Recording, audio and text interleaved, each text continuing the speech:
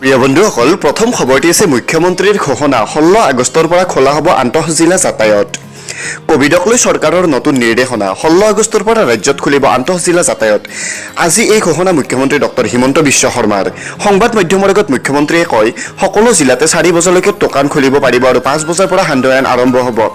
ইপিনে কণ্টেইনমেণ্ট জিলা গোলাঘাট আৰু লখিমপুৰত শিথিল সান্ধ্য আইন 1 বজালৈ খুলিব পাৰিব দোকান পোহাৰ। প্ৰিয় বন্ধুসকল, ইয়াৰ পিছৰ খবৰ দিছে 1 ছেপ্টেম্বৰৰ পৰা খুলিব দশম দ্বাদশ স্নাতক চূড়ান্ত বৰ্ষৰ শ্ৰেণী। ৰাজ্যৰ কোভিড পৰিস্থিতি পূৰ্বতকৈ উন্নত হোৱাৰ প্ৰতি লক্ষ্য ৰাখি অহা 1 ছেপ্টেম্বৰৰ পৰা শিক্ষানুষ্ঠান খোলাৰ প্ৰস্তুতি চলাইছে ৰাজ্য চৰকাৰে। সোমবাৰে এই কথা ঘোষণা কৰে মুখ্যমন্ত্ৰী ডক্টৰ হিমন্ত বিশ্ব শৰ্মাই।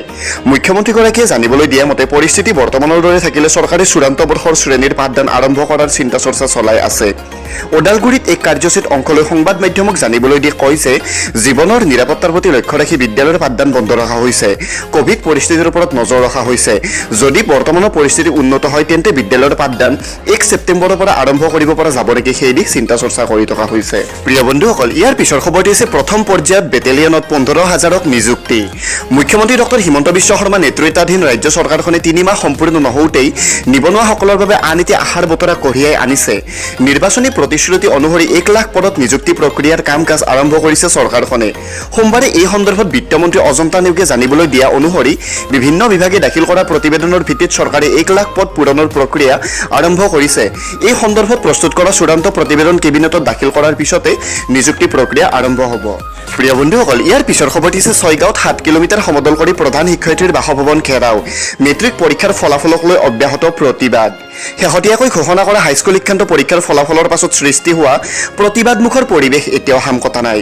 বৰঞ্চ বিকল্প মূল্যাংকনেৰে ঘোষণা কৰা ফলাফলক লৈ অসন্তুষ্টি প্ৰকাশ কৰি ক্ষুব্ধ শিক্ষাৰ্থীয়ে অব্যাহত ৰাখিছে প্ৰতিবাদ।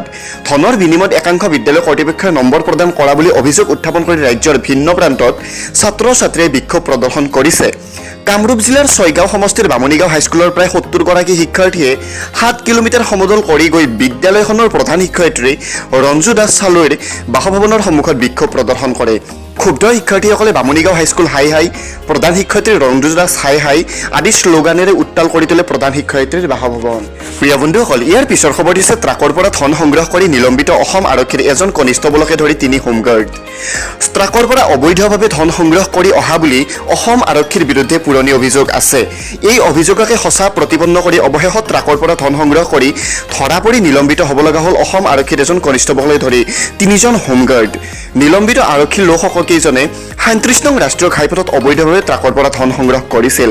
ট্ৰাকৰ পৰা ধন সংগ্ৰহ ভিডিঅ' লাভ কৰাৰ পিছতে গুৱাহাটী পশ্চিম আৰক্ষী জিলাত কৰ্মৰত উক্ত আৰক্ষীৰ লোককেইজনক নিলম্বিত কৰাৰ নিৰ্দেশ প্ৰদান কৰা হৈছে। প্ৰিয় বন্ধুসকল, শেষৰ খবৰটি আছে বোকাখাতৰ শুৱনি কথাত সোমাই নাহৰ ফুটুকীৰ আক্ৰমণ। বোকাখাতৰ পাণবাৰী আদৰ্শ গাঁৱত সোমবাৰে নিশা নাহৰ ফুটুকী বাঘৰ সন্ত্ৰাস। গাঁওখনৰ কেইবাটাও পৰিয়ালৰ পশুধনৰ হত্যা। 6টাকৈ ছাগলী হত্যা কৰিলে নাহৰ ফুটুকী বাঘে। নিশা 2 বজাত ৰঞ্জিত দাস নামৰ এজন ব্যক্তিক শুৱনি কথাতে আক্ৰমণ নাহৰ ফুটুকীটোৰ। জনাঞ্চলত ঘূৰি ফুৰি সন্ত্ৰাসৰ সৃষ্টি কৰা বাঘটোক কাজিৰঙা বন্যপ্ৰাণী প্ৰতিপালন আৰু পুনৰ সংস্থাপন কেন্দ্ৰৰ প্ৰতিপালনৰ অন্ততঃ বনাঞ্চলত পুনৰ এৰি দিয়া বাঘ বুলি সন্দেহ কৰিছে স্থানীয় ৰাইজে। প্ৰিয় বন্ধুসকল, ভিডিঅ'টি যদি ভাল লাগিল লাইক কৰিব, শ্বেয়াৰ কৰিব আৰু এনেধৰণৰ খবৰসমূহ অতি সোনকালে পাই থাকিবলৈ আমাৰ এই চেনেলটো নিশ্চয় ছাবস্ক্ৰাইব কৰিব।